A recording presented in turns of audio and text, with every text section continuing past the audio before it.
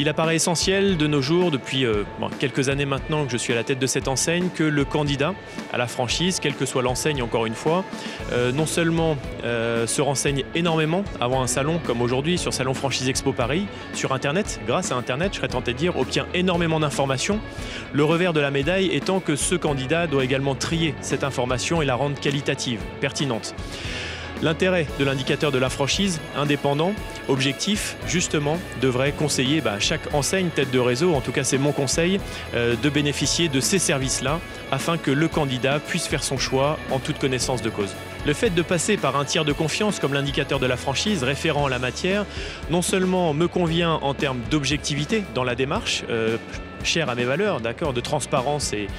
d'honnêteté, mais également d'autant plus pour un candidat à la franchise extérieure qui va aller chercher là un label de confiance supplémentaire dans sa candidature face à un choix de vie complètement structurant, impliquant de changer justement de vie professionnelle et de confier sa vie et sa famille à une nouvelle enseigne pour des années.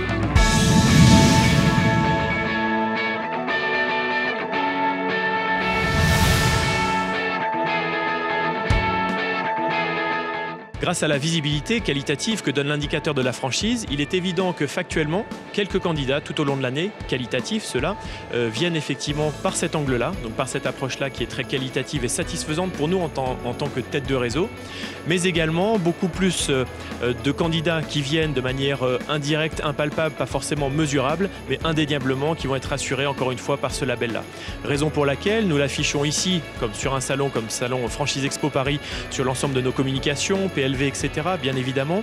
mais également sur un autre thème, au-delà des candidats, qui vont rassurer tous les tiers extérieurs au bon fonctionnement d'un réseau, que ce soit tête de réseau ou franchisé lui-même, notamment les banquiers, par exemple, pour l'investissement d'un franchisé.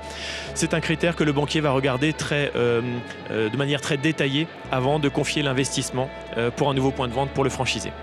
L'autre aspect très positif d'une enquête de l'indicateur de la franchise permet de révéler, au-delà des résultats intrinsèquement de réseau d'or et de satisfaction élevée des franchisés au sein d'un réseau, mais les axes d'amélioration, objectifs, factuels et indiscutables du coup, puisque retour anonyme, permettant d'améliorer en permanence les bonnes pratiques au sein du réseau. Maintenant, en conclusion, au-delà de tous ces chiffres sur papier de satisfaction, de retour de candidats, etc.,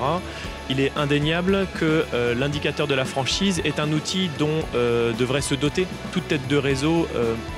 désireuse d'améliorer sa relation au candidat, sa relation au banquier et l'amélioration continue au sein de son réseau grâce à des remontées objectives et qualitatives des membres de ce réseau.